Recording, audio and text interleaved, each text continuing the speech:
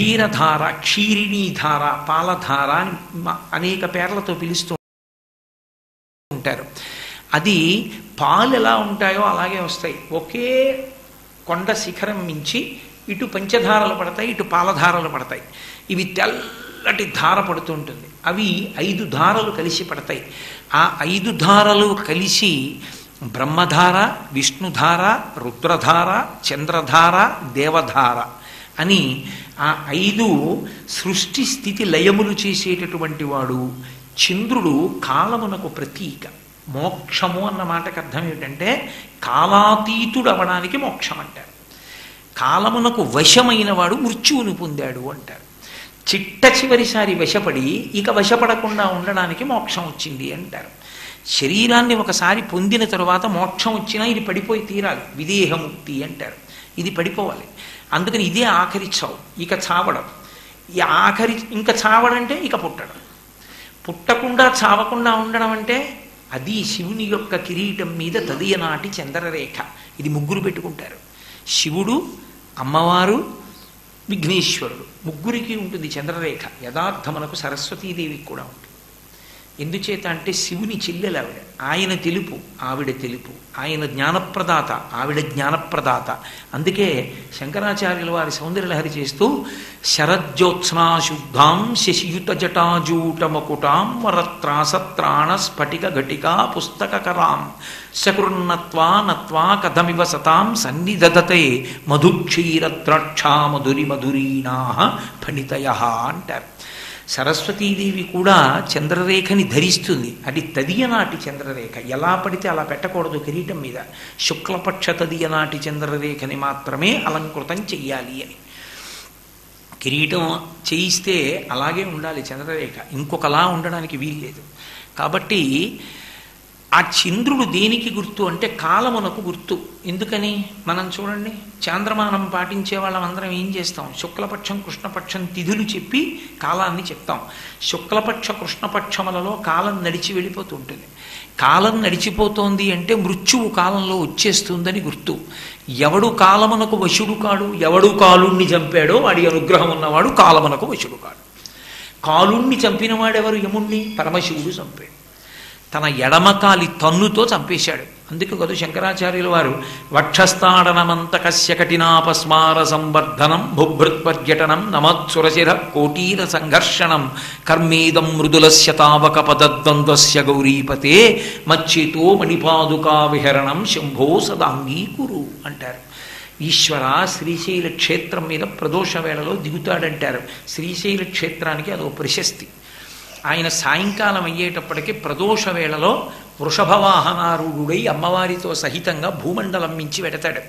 అందుకే మహాదోషం ఏది అంటే గృహస్థాశ్రమంలో ఉన్న వాళ్ళు ప్రదోష వేళలో భార్యతో క్రీడిస్తే రాక్షస సంతానం కలగాలని ఆజ్ఞాపిస్తాడు. ఎందుకంటే ఆయన కామారాతి అని పేరు ఆయనకి.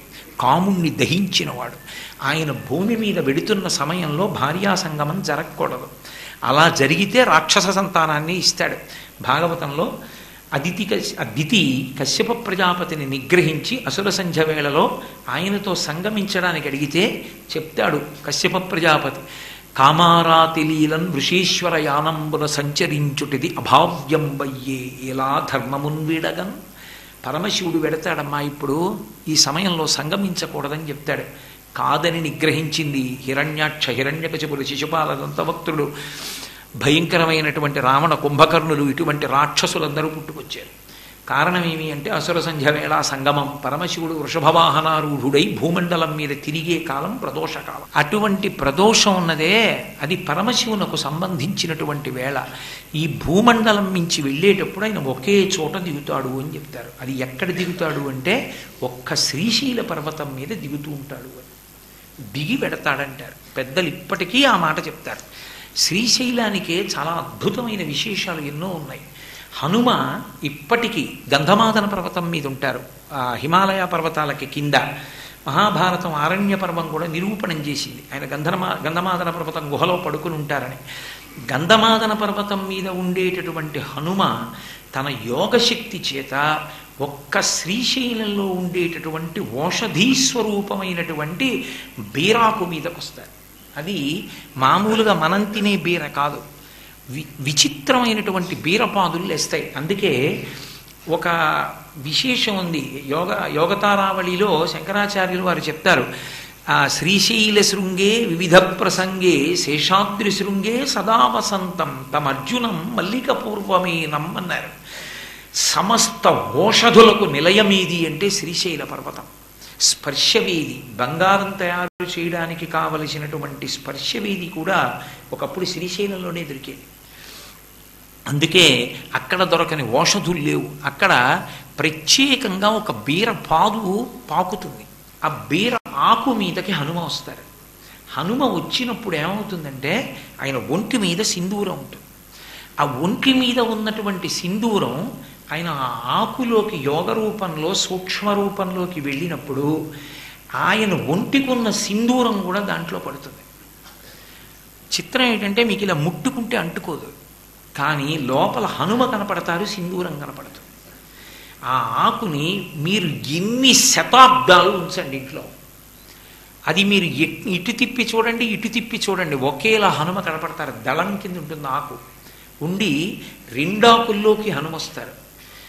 దాని గురించి పరాశర సంహిత చెప్పింది. హనుమకి సంబంధించిన రహస్యాలు తెలుసుకోవాలి అంటే ఉపాసనా రహస్యాలన్నింటినీ పరాశర సంహితలో చెప్పారు. పరాశర సంహితలో అరటి తోటలోకి తీసుకెళ్లి హనుమద్భక్తుడికి తెల్లటి బట్టలు ఇచ్చి పూజిస్తే హనుమ వచ్చి తీసుకుంటారని. అలాగే శ్రీశైల పర్వతం మీద ఉన్నటువంటి బీర ఆకుల్లోకి హనుమ పెడతారు. అందుకే దానికి హనుమద్బీర అని పేరు.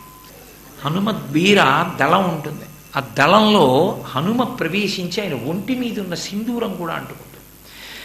అంత గొప్ప ఓషధీతన ఉన్నటువంటిది. అది ఇంట్లో ఉంటే హనుమ ఉన్నట్టే. ఇక నన్ను నమ్మండి, 50 ఏళ్ళు అయిపోయినా సరే మీరు సూది పెట్టి పొడిచినంత కన్నం కూడా పడకుండా ఉంటుంది. అది అంత గొప్ప బీర ఒక్క శ్రీశైలంలోనే మొలుస్తుంది.